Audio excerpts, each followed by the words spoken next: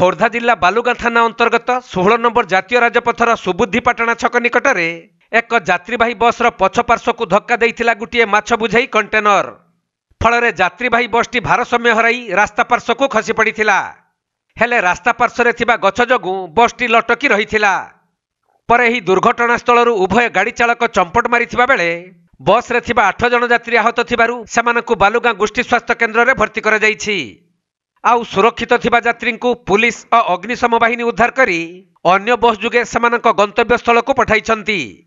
सूचना अनुसार आस्कारु नमस्कार नामक एक घरोई बस भुवनेश्वर अभिमुखे जाउथवा बेले सुबुद्धिपाटଣା छक निकटरे एही दुर्घटना घटिथिला।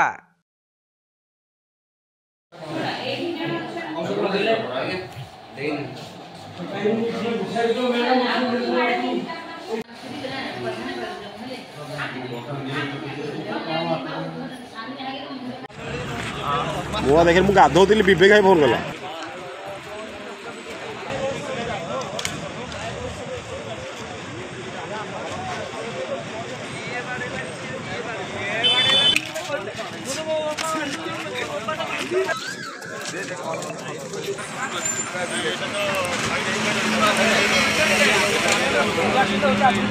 खोर्धा जिला प्रतिनिधि प्रशांत कुमार बेहरा रिपोर्ट कोणार्क लाइव।